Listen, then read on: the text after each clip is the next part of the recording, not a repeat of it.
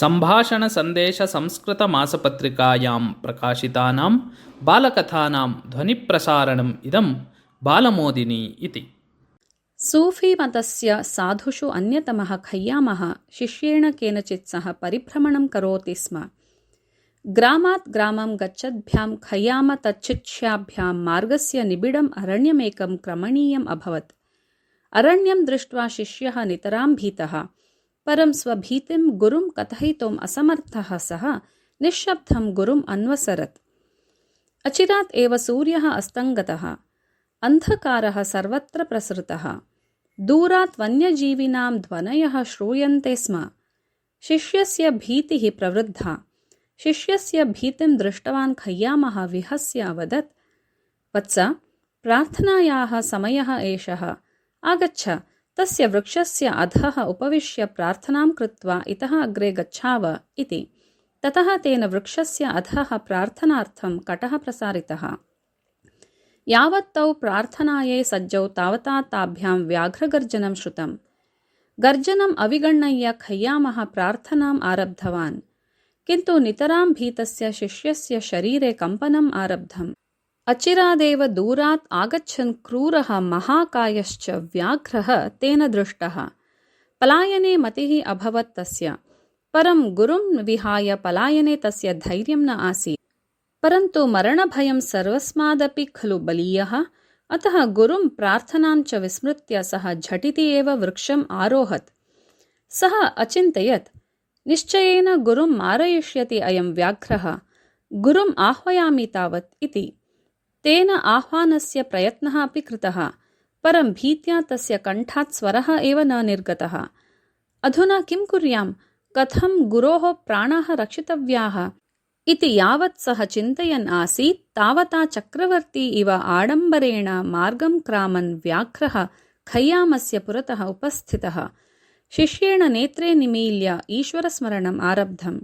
व्याघ्रः सकृत् प्रार्थनामग्नं खय्यामं दृष्ट्वा किमपि अकृत्वा अग्रे प्रस्थितः। शिष्यः निमेषद्वयानन्तरं नेत्रे उन्मील्य दृष्टवान्, यथापूर्वं प्रार्थनायां मग्नं गुरुं स्वमार्गेण गच्छन्तं व्याघ्रञ्च। अहो आश्चर्यम्, अद्वितीयः चमत्कारः इति चिन्तयन् शिष्यः ईश्वरस्य धन्यवादान् समर्प्य वृक्षात् अवतीर्य गुरोः पार्श्वे उपविश्य प्रार्थनाम् अकरोत्।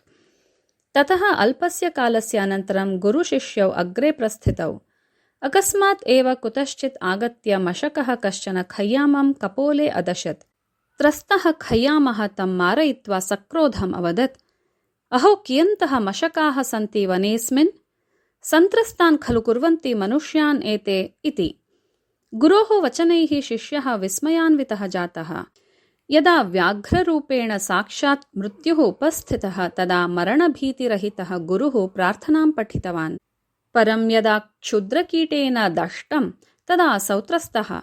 चित्रं खलु चरितमिदम् इति चिन्तयन् सः गुरुम् अवदत्, आचार्य, अत्र भवन्तं किमपि प्रष्टुमिच्छामि अहम् इति।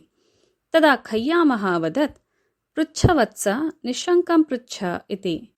आचार्य, यदा व्याघ्रः भवत्समीपम् आगतवान् तदापि अत्र भवान् अचलतया प्रार्थनामग्नः आसीत्। व्याघ्रात् नैव भीतः भवान्। परं यदा एकः क्षुद्रः मशकः दष्टवान् तदा भवान् त्रस्तः।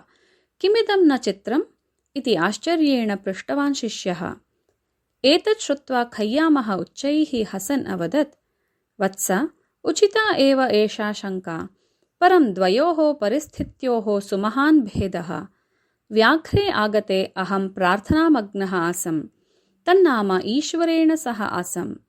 ईश्वरः सर्वदा मां रक्षिष्यति एव इति अस्ति मम दृढः विश्वासः। अतः व्याघ्रः कदा आगतः कदा निर्गतश्च इति मया नैव ज्ञातम्। परं मशके दष्टवती अहं मनुष्येण सह गच्छामि स्म, अतः त्रासः अनुभूतः मया इति। गुरोः उपालम्भं ज्ञात्वा शिष्यः अतीव लज्जितः। पादयोः पतित्वा सः क्षमां याचितवान्। तं शिष्यम् उत्थाप्य गुरुः अवदत्, वत्स, यदि ईश्वरं प्राप्तुम् इच्छसि तर्हि ईश्वरे दृढां श्रद्धां स्थापय। यावत् ईश्वरे विश्वासः न पूर्णः तावत् तस्मिन् ऐक्यमपि न शक्यम्। सदैव धार्यतां मनसि यत् भगवान् पदे पदे अस्मान् परीक्षते इति। नितरां कठिना इयं परीक्षा। ईश्वरप्राप्त्यै एषा परीक्षा उत्तरणीया एव इति।